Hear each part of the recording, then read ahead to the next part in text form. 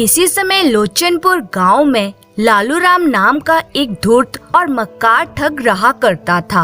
वह लोगों को बेवकूफ बनाकर उनसे धन इत्यादि ठग लेता था और अपनी जीविका चलाता था। गांव के सभी लोग उसे श्रीमान 420 कहकर पुकारते थे। वह उससे हमेशा दूर दूर ही रहते थे। एक दिन उसकी पत्नी चंपा उससे बोली, ए जी, घर में खाने पीने का सारा सामान समाप्त हो गया है। अगर तुम शीघ्र ही किसी को ठग कर धन नहीं लाए तो हमारे भूखों मरने की नौबत आ जाएगी। कहती तो तुम ठीक हो चंपा, लेकिन गांव वाले तो अब मेरी सारी चालों को पहचान चुके हैं, इसलिए अब वे मेरे झांसे में नहीं आएंगे। कुछ भी करो जी, पर रुपए पैसों का प्रबंध शीघ्र करो, वरना कल से खाने को कुछ भी नहीं मिलेगा। ठीक है भाग्यवान, अब तुम जाकर अपना काम करो और मुझे कोई नई तिकड़म लड़ाने दो। और लालू राम सोच में डूबा हुआ घर के अंदर गया। अचानक उसकी दृष्टि आले में रखी पीतल की एक छोटी सी मूर्ति पर पड़ी। वह सोचने लगा, क्यों न इस पीतल की मूर्ति पर सोने का पानी चढ़वा लूं, फिर किसी मूर्ख व्यक्ति को सोने के भाव इसे बेच दूंगा। लालू ने झटपट आले से पीतल की मूर्ति उठाई और गांव के रूप सुनार के पास जाकर बोला, रूप भाई, जरा इस पीतल की मूर्ति पर सोने का पानी चढ़ा देना। इस पर तुम्हारा जो भी खर्च आएगा मैं तुम्हें दूंगा। श्रीमान 420, लगता है आज फिर कोई नई खुराफात सूझी है। आज इस मूर्ति के जरिए किसको ठगना है, जरा हमें भी तो बता दो। अरे नहीं नहीं रूप भाई, ऐसी कोई बात नहीं है। मैंने अब ठगी का धंधा छोड़ दिया है। ये मूर्ति जरा मैली हो गई है, इसलिए मैंने सोचा कि क्यों ना इस पर सोने का पानी चढ़वा लिया जाए। रूप सुनार ने जल्दी ही पीतल की मूर्ति पर सोने का पानी चढ़ा दिया। सोने का पानी चढ़ते ही मूर्ति सोने की मूर्ति जैसी ही प्रतीत होने लगी। वाह, मूर्ति तो सचमुच सोने की लग रही है। सुनार को पैसे दे लालू राम खुश होता हुआ वापस अपने घर लौट गया। दूसरे दिन सुबह ही वह मूर्ति को लेकर घर से निकल पड़ा। चलते चलते वह पास ही के गांव में जा पहुंचा और उसे एक व्यक्ति जाता हुआ दिखाई दिया तो वह सोचने लगा, क्यों ना इसी आदमी को अपना शिकार बनाया जाए। और जब वे आदमी लालू राम के पास से गुजरा तो वह बोला, क्यों भाई, तुम इस कनस्तर में क्या ले जा रहे हो? इस कनस्तर में गाय का शुद्ध देसी घी है। मैं इसे बेचने के लिए दूसरे गांव ले जा रहा हूँ। भाई, मेरा नाम लालू राम है। मैं पास ही के गांव लोचनपुर का रहने वाला हूँ। मेरी पत्नी बीमार चल रही है। वैद्य जी ने उसे गाय का शुद्ध घी खाने के लिए कहा है। यदि तुम ये घी का कनस्तर मुझे दे दो तो तुम्हारा मुझ पर बड़ा उपकार होगा। लेकिन इस घी के कनस्तर के बदले तुम मुझे क्या दोगे? उसकी ये बात सुनकर लालू राम ने झटपट पीतल की मूर्ति कुर्ते की जेब से निकाली और उसे दिखाता हुआ बोला, भाई, इस समय तो मेरे पास ये मूर्ति ही है। यदि तुम उचित समझो तो इस मूर्ति के बदले में मुझे अपना कनस्तर दे दो। उस आदमी ने लालू राम के हाथ से मूर्ति लेकर उसे उलट पलट कर देखा और सोचने लगा, ये आदमी तो मुझे मूर्ख लगता है। इस बहुमूल्य सोने की मूर्ति के बदले ये घी का कनस्तर लेना चाहता है। मुझे ये कनस्तर दे देना चाहिए। यह तो काफी मुनाफे का सौदा है। ठीक है भाई, यदि इस घी के कनस्तर की वजह से तुम्हारी पत्नी की बीमारी ठीक हो सकती है तो तुम ये कनस्तर ले सकते हो। बदले में तुम मुझे अपनी मूर्ति दे दो। लालू राम ने झटपट उस आदमी को मूर्ति दे दी और उसके सिर पर रखा कनस्तर उतरवा लिया। लालू राम बोला, भाई, जाते जाते यह तो बताते जाओ कि तुम कौन से गांव के रहने वाले हो और तुम्हारा नाम क्या है? मेरा नाम करोड़ी मल है और मैं किशनपुर गांव का रहने वाला हूँ। ओह, तुम्हारा गांव तो हमारे गांव के पास ही है। भाई, तुमने विपत्ति में मेरा साथ दिया है, भगवान तुम्हें इसका फल अवश्य देगा। आप जैसे सज्जन लोगों की मदद करके मुझे हमेशा खुशी मिलती है। अच्छा, अब मैं चलता हूँ, कहकर करोड़ी मल वहाँ से चला गया और लालू राम भी वहाँ से प्रसन्न मन कनस्तर उठाकर अपने गांव को लौट पड़ा। इधर जब करोड़ी मल अपने गांव पहुँचा तो बोला, देखो राधा, आज मैं तुम्हारे लिए सोने की मूर्ति लेकर आया हूँ। ओह, क्या सच? लेकिन ये तुम्हें कहाँ से मिली और कैसे? यह सब उसी घी के कनस्तर की करामात है भाग्यवान। मैं उसी घी के कनस्तर के बदले में यह मूर्ति लेकर आया हूँ। स्वामी, आज आपने बड़ा अच्छा शिकार फंसाया है। तुम ठीक कहती हो राधा, सच। जब वे आदमी अपने घर जाकर घी के कनस्तर को खोलकर देखेगा तो अपना माथा पीट लेगा। हाँ स्वामी, आपने पूरे कनस्तर में तो गोबर भरा था और उस पर थोड़े से घी की परत जमा दी थी। जब वे आदमी घी के बदले कनस्तर में गोबर भरा देखेगा तो सचमुच अपना माथा पीट लेगा। फिर कुछ सोचकर करोड़ी मल अपनी पत्नी से बोला, राधा, मैं बहुत दिनों से सोच रहा था कि तुम्हारे लिए सोने के गहने बनवाऊं। आज वे शुभ घड़ी आ गई है। जाओ, ये मूर्ति रलिया राम सुनार के पास ले जाकर अपने लिए सोने के जेवर बनवा लो। ओ स्वामी, तुम कितने अच्छे हो। मैं अभी सुनार के पास जाती हूँ, वहाँ से आकर तुम्हारे लिए हलवा बनाऊंगी। राधा ने अपने पति से मूर्ति ली और रलिया सुनार की दुकान की ओर चल दी। सुनार की दुकान पर पहुंचकर बोली, रलिया राम जी, इस सोने की मूर्ति के बदले में मुझे सोने के गहने बना दो। सोने की मूर्ति, जरा देखूं तो सही। भौजी, लगता है करोड़ी मल ने आज लंबा हाथ मारा है। अरे नहीं रलिया राम जी, ये हमारी खानदानी मूर्ति है, कोई ठगी का माल नहीं। ठीक है भौजी, तुम कहती हो तो तुम्हारी बात का विश्वास कर लेता हूँ, वरना मैं 420 करोड़ी मल की नस नस से वाकिफ हूँ। जरा बैठो, मैं मूर्ति की परख कर लेता हूँ। मूर्ति की परख करते ही सुनार बोला, अरे भौजी, इस पीतल की मूर्ति को सोने की बताकर तुम मुझे मूर्ख बनाने आई हो। क्या? ये तुम क्या कह रहे हो रलिया राम जी? मैं ठीक कह रहा हूँ भौजी, इस मूर्ति पर केवल सोने का पानी चढ़ा हुआ है। लगता है 420 करोड़ी को आज कोई दूसरा 420 टकरा गया। सुनार से मूर्ति लेकर राधा अपने घर की ओर चल दी। अपने पति को मन ही मन कोसती राधा अपने घर पहुंची। मजाक करने के लिए तुम्हें क्या मैं ही मिली थी जो पीतल की मूर्ति को सोने की कहकर मुझे पकड़ा दिया? क्या कह रही हो तुम? मैं ठीक कह रही हूँ। सुनार ने कहा है कि मूर्ति पर केवल सोने का पानी चढ़ा हुआ है, बाकी सारी मूर्ति पीतल की है। ओह, तो वह धूर्त मुझे चकमा दे गया। जरूर वह भी कोई ठग ही रहा होगा। मैं अभी उसके गांव जाकर उसकी खबर लेता हूँ। और करोड़ी मल उसी समय लालू राम के घर की ओर चल पड़ा। उधर घी का कनस्तर सिर पर रखे लालू राम अपने घर पहुंचा और बोला, चंपा, जल्दी से चूल्हा जलाओ और हमारे लिए खाना बनाओ। क्यों जी, ऐसा कौन सा कारू का खजाना हाथ लग गया है जो धन्ना सेठ की तरह हुक्म चला रहे हो?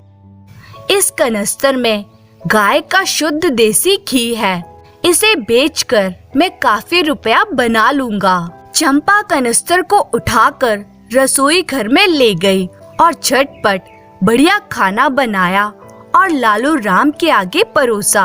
लालू राम बोला, अरे मूर्ख, तूने सब्जी में तो बिल्कुल भी घी नहीं डाला, जरा घी तो डाल। चंपा ने कनस्तर में से 1 चम्मच घी निकालकर सब्जी की कटोरी में डाला। यह देखकर लालूराम गुस्सा हो उठा और बोला, पूरा कनस्तर घी से भरा हुआ है और तू फिर भी कंजूसी कर रही है। अरे भाग्यवान, कम से कम 4-5 चम्मच घी के तो सब्जी में डाल ही दे। चंपा ने कनस्तर में से 4 चम्मच घी के भरकर सब्जी के कटोरे में डाल दिए। लेकिन जब लालू राम ने सब्जी में डुबोकर रोटी खाई तो दूसरी ही पल उसने मुंह का कौर थूक दिया, अथू, और बोला, ये घी है या गोबर? सारा मुंह खराब हो गया। अब क्या हुआ जी? लालू राम बिना कुछ आगे बोले तुरंत घी के कनस्तर के पास पहुंचा और कड़छी लेकर कनस्तर में घुमाकर उसे बाहर निकाला। अरे, इसमें तो घी के बजाय गोबर भरा हुआ है। अब समझा कि करोड़ी मल इतनी जल्दी मूर्ति लेने के लिए क्यों तैयार हो गया था। चंपा पति की हंसी उड़ाती हुई बोली, क्यों जी, सब्जी में और घी डालूं क्या? क्यों मेरे घाव पर नमक छिड़क रही हो? एक तो धूर्त करोड़ी मल ने मुझे ठग लिया, ऊपर से तुम मेरी हंसी उड़ा रही हो। इधर करोड़ी मल गुस्से में भुनभुनाता हुआ लाठी लेकर लालू राम को मारने के लिए तो चल दिया, पर जब वे लालू राम के गांव के पास पहुंचा तो उसने सोचा, भला मैं क्यों लालू राम को मारने जा रहा हूँ? अगर उसने मेरे साथ धोखा किया है तो मैंने भी तो घी के बदले गोबर का कनस्तर दिया है। नहीं, मुझे उससे उलझने का कोई अधिकार नहीं। पर अब जब मैं उसके गांव तक आ ही पहुंचा हूँ तो मुझे उसके घर जाकर मिलना अवश्य चाहिए। यह सोचकर उसने लाठी फेंक दी और लालू राम के घर की ओर चल दिया। जब वे लालू राम के घर के पास पहुंचा तो लालू राम उसे आता हुआ देखकर बोला, अरे चंपा, यह तो वही ठग है जिसने मुझे घी के बदले गोबर का कनस्तर दिया था। लेकिन वह इधर क्यों आ रहा है? पास आने दो, फिर पूछते हैं। जब करोड़ी मल लालू राम व चंपा के पास पहुंचा तो वे बोले, अरे करोड़ी मल, तुम इधर कहाँ? भैया, तुमने कल जो मुझे सोने की मूर्ति दी थी उसी के लिए तुम्हें धन्यवाद देने तथा तुम्हारी पत्नी के तबीयत के बारे में पूछने आया हूँ। सच, इतनी शुद्ध सोने की बनी मूर्ति मैंने पहले कभी नहीं देखी थी। लालू राम सोचने लगा, तो ये मुझे फिर मूर्ख बनाने आया है। करोड़ी मल बोला, अरे भाई, तुम किस सोच में डूब गए? तुमने बताया नहीं तुम्हारी पत्नी की तबीयत कैसी है।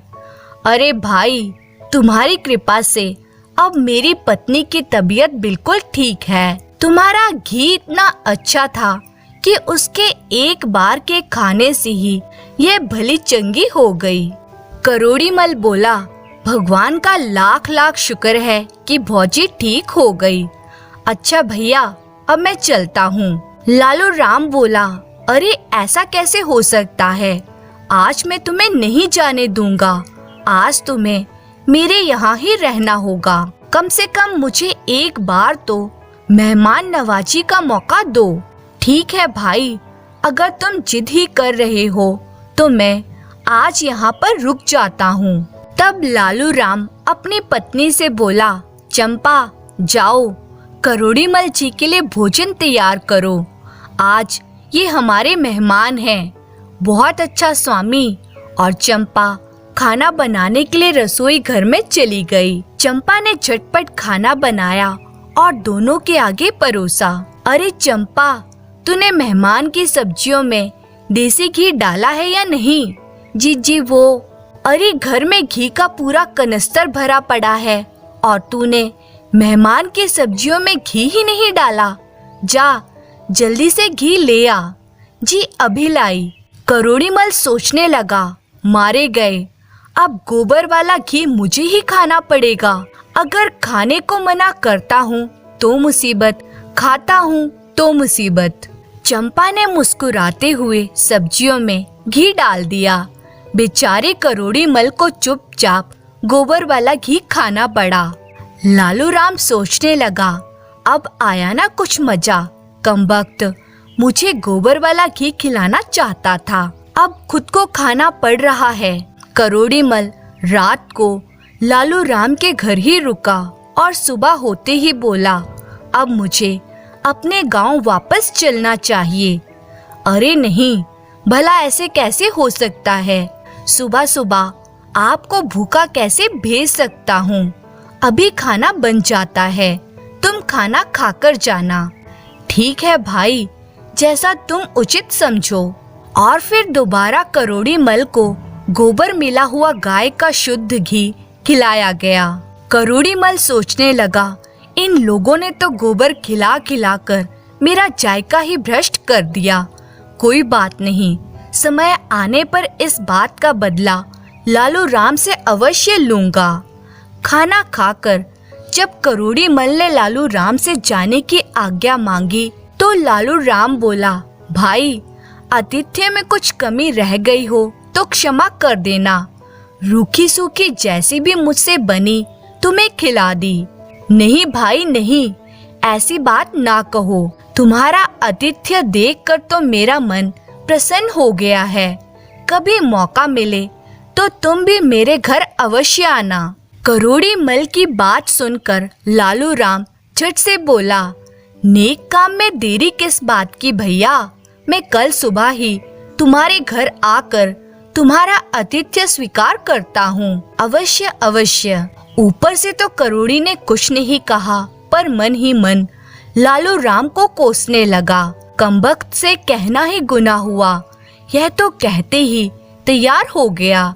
खैर कोई बात नहीं, बच्चों जरा घर पर तो आए, फिर इसे ऐसा सबक सिखाऊंगा कि जीवन भर याद रखेगा। लालू राम से विदा लेकर करोड़ी मल अपने घर पहुंचा तो उसकी पत्नी उससे बोली, क्यों जी, कर आए लालू राम की ऐसी तैसी? अजी कहाँ, वे तो बहुत ही चालाक है और कल वे हमारे घर भी आ रहा है। कहकर करोड़ी मल ने अपनी पत्नी को सारी बात बता दी। सब कुछ सुनकर उसकी पत्नी चिंतित हो उठी। अब क्या होगा जी, वे दुष्ट तो हमारे घर आ रहा है, उससे कैसे निपटेंगे? घबराने की कोई बात नहीं है राधा, मैं कुछ न कुछ उपाय सोचता हूँ जिससे उसे मजा चखाया जा सके।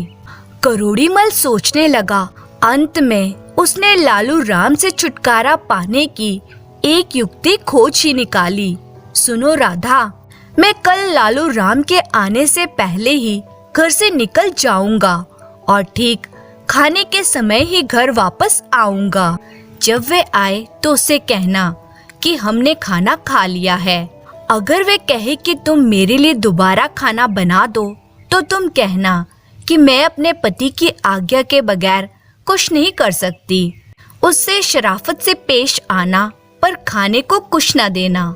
भूखा प्यासा वे मेरी प्रतीक्षा में कब तक बैठा रहेगा? अतः मेरा इंतजार करके भूखा ही वापस चला जाएगा और इस तरह उससे हमारा पीछा छूट जाएगा। वाह, क्या योजना बनाई है, मान गई आपके दिमाग को। दूसरे दिन करोड़ी मल लालू राम के आने से पहले ही अपने घर से चला गया। उसके जाने के बाद लालू राम जब करोड़ी मल के घर पहुंचा तो उसकी पत्नी बोली, कहिए क्या बात है, कौन है आप? मैं लोचनपुर से आया हूँ। करोड़ी मल जी ने दोपहर को भोजन के लिए मुझे यहाँ बुलाया है। ओह, लेकिन आपके मित्र तो घर में नहीं हैं और ना ही उन्होंने मुझे बताया है कि आप आने वाले हैं। फिर भी आप अंदर आकर बैठिए, वे आते ही होंगे। ठीक है, मैं बैठकर उनकी प्रतीक्षा कर लेता हूँ। राधा लालू राम को घर के अंदर ले आई और बोली, मुझे खेद है भाई साहब, आपके मित्र यहाँ नहीं हैं। अगर वे यहाँ होते तो आपके लिए एक मुर्गा अवश्य काटते। भौजी, आप चिंता ना कीजिए, अगर करोड़ी मल जी बाहर गए हैं तो मैं तो हूँ, मैं स्वयं अपने लिए मुर्गा मार लेता हूँ। उसकी बात सुनकर राधा घबराती हुई बोली, नहीं नहीं, ऐसा गजब ना करना। मेरे पति बहुत ही गुस्सैल स्वभाव के हैं। मैं उनकी मर्जी के खिलाफ कोई भी कार्य नहीं कर सकती। अगर आपने मुर्गा मार दिया तो वह मेरे ऊपर बहुत नाराज होंगे। राधा की बातों का लालू राम पर कोई असर ना हुआ। भौजी घबराओ मत, मैं अभी आपको मुर्गा मारकर देता हूँ। आप जाकर चूल्हे में आग जलाइए। विश्वास करिए, मैं सब बातें करोड़ी मल जी को समझा दूंगा और वह आपसे बिल्कुल भी नाराज नहीं होंगे। इतना कहकर लालू राम ने आंगन में घूम रहे एक तंदुरुस्त से मुर्गे को पकड़ लिया। उसने आप देखा ना ताप तुरंत मुर्गे को मार डाला। लो भौजी, मेरे लिए मुर्गा बना दो और चिंता ना करो, मैं करोड़ी को समझा दूंगा।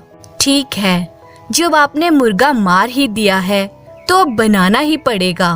राधा लालू राम से मुर्गा लेकर चली गई। इसके बाद कई घंटों बीत गए। दोपहर हो आई पर राधा मुर्गा बनाकर नहीं लाई। लालू राम समझ गया कि करोड़ी मल जानबूझकर ही घर से गायब हुआ है, लेकिन लालू राम भी ढीठ बना वहाँ बैठा रहा। जब सांझ होने को आई तो करोड़ी मल अपने घर पहुँचा और वहाँ लालू राम को देखकर सोचने लगा, अरे ये कमबख्त तो अभी भी यहाँ पर जमा हुआ है, यानी अब इसे भोजन कराना ही होगा।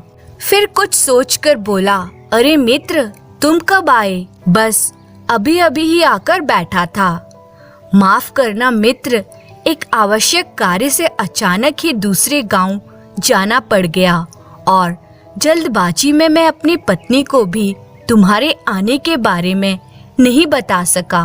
कोई बात नहीं मित्र, यह सब तो चलता ही रहता है। करोड़ी मल लालू राम को अपने साथ अंदर ले गया और बोला, अजी सुनती हो, मेहमान आए हैं, जल्दी से मुर्गा बना लाओ। अच्छा जी, अभी बनाती हूँ। फिर लालू राम को कमरे में बिठाकर करोड़ी मल रसोई घर में पत्नी के पास पहुँचा और बोला, सुनो, इस आदमी का इलाज अच्छी तरह करना है। जब मुर्गा तैयार हो जाए तो तुम उसे चांदी के छोटे से बर्तन में दे देना और बाकी का सारा मुझे कांसे के बड़े से बर्तन में देना। ठीक है, मैं समझ गई। खाना तैयार होने पर राधा ने उसी तरह दोनों को खाना परोसा।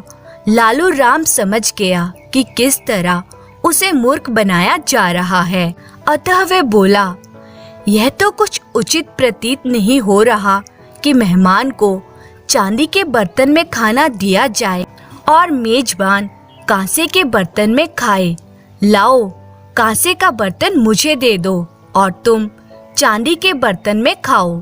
करोड़ी मल बोला, नहीं नहीं, रहने दो, मैं कांसे के बर्तन में ही खा लूंगा।